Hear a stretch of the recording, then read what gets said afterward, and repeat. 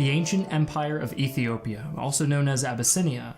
As the world watched, the supposedly primitive Ethiopians were able to repel a modern European army. This defeat was grave and humiliating, and many were puzzled as to how it could have occurred. Before we start analyzing this defeat, let's get some background on the cause of the invasion. In 1869, not long after Italy was unified into one kingdom, the Italians, who felt that they were falling behind in the scramble for Africa, purchased a small port on the Red Sea from the local Eritreans, and began expanding outwards. In approximately 20 years, they controlled a significant portion of East Africa, and as this was occurring, the nearby Ethiopian Empire, which had existed in the region for over 600 years, suddenly found itself cut off from the sea. And by 1887, skirmishes were occurring between the Italians and local Ethiopian warlords. This culminated in the Battle of Dogali, in which an Italian column was ambushed and destroyed by the Ethiopians. After this, the Italians were determined to pacify Ethiopia, and they saw their chance when its emperor died and the throne was claimed by the Italian-supported Menelik II. Italy signed a treaty with Menelik that promised backing to his claim, as well as financial and military aid, in exchange for recognition of Italy's colonial territories. However, there were two versions of the treaty. One was written in Italian, and the other Amharic, the language of Ethiopia, and each had different terms. The contentious clause, which eventually would lead to the outbreak of war, was in the Italian version of the treaty, which stated that Ethiopia was effectively a colonial protectorate of Italy, a provision that did not exist in the Amharic draft. After Menelik tried to establish diplomatic relations with other European countries, it was only a matter of time before the Italians accused him of breaching the treaty. Although all other European nations refused to recognize Ethiopia's independence, Russia was supportive of Menelik's ambitions, as they were both Orthodox Christian countries. War finally came in December of 1894, when a group of Ethiopian insurgents under the leadership of a local king attacked an Italian fort in the colony of Eritrea.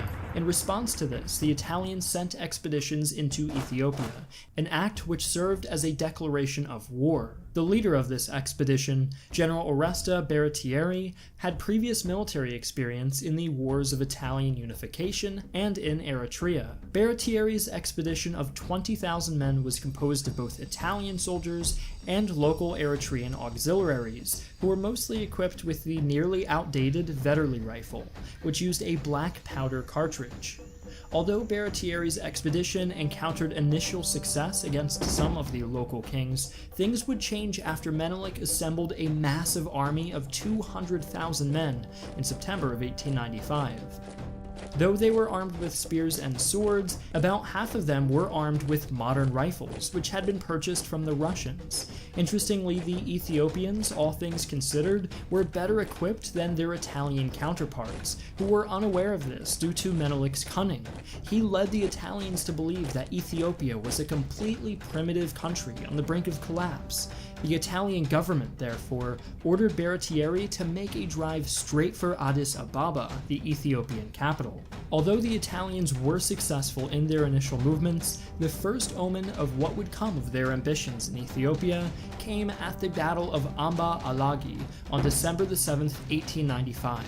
Only a few months into the new year, the Italian campaign abruptly ended when Baratieri finally encountered Menelik's army in the mountains near the town of Adwa. General Baratieri's expedition was already beginning to run low on water, munitions, and morale, and when the huge Ethiopian army of approximately 120,000 men was spotted, he was, understandably, planning to retreat. But this was not an option, as he was ordered by Italian Prime Minister Crispi, no, I'm not making that name up, to attack Menelik's force.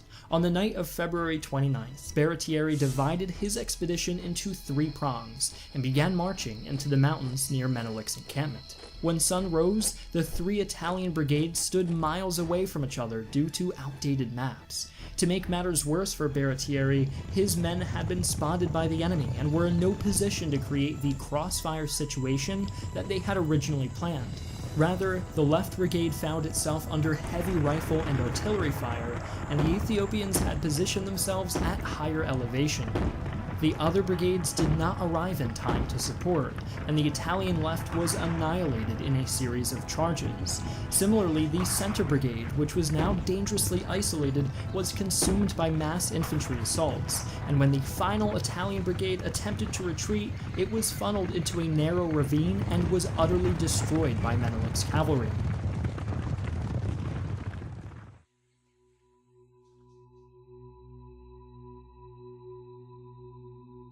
During all of this, the Ethiopians lost 10% of their men, while the Italians lost nearly 60%. After this decisive defeat, Baratieri retreated back into Eritrea, but was not pursued by Menelik, who wanted to preserve his strength. When news of the disaster at Adwa reached Italy, there were mass riots and protests against Crispi's administration. Italy was forced to sue for peace, and after some negotiation, the two nations signed the Treaty of Addis Ababa, which demanded little from the Italians except the recognition of Ethiopian independence. In conclusion, we can see that the Italians lost due to a combination of factors, the biggest being that they were unprepared for a remote war, especially against a state as well organized and well equipped as Ethiopia. The Battle of Adwa serves as a perfect microcosm through which to view the First Italo-Ethiopian War. Adwa was a hasty, ill-conceived operation undertaken by a force with inadequate planning against a numerically superior enemy that was incorrectly perceived, at least by the Italian government. A secondary reason for the Ethiopian victory was Menelik's foresight, as he had been stockpiling modern weaponry for years after Ethiopia had been devastated by a British invasion in 1868. In the long term, Ethiopian hegemony would not last, as the rise of fascism and revanchist rhetoric after the First World War made it clear that Italian affairs in East Africa were not over.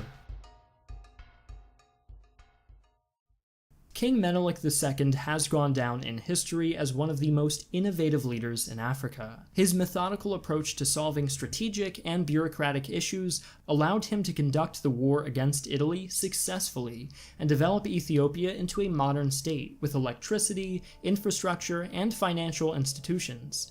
It is the same methodical approach that our sponsor, Brilliant, offers along with mathematics, science, and physics. The STEM field may sound extremely daunting, especially for an armchair historian like yourself, but Brilliant allows you to learn these concepts through fun, bite-sized problems. In all of Brilliant's lessons, they are both visuals and thorough explanations. If you're currently a student or just a lifelong learner, we highly recommend starting your free trial at brilliant.org/armchairhistorian. The first 98 users, the same amount of artillery pieces that were used in the Battle of Adwa, will get 20% off of their first annual subscription. So please support our channel by signing up today. Thanks for watching. I'd like to thank the Armchair Historian team and my general staff on Patreon. We are pleased to announce that this episode was brought to you in part by a new member of the Armchair Historian team, who we've recently welcomed on board. As a result of our new team additions, we're going to be producing more videos for you on some Wednesdays as well as every Friday. Thanks again, and I'll see you soon.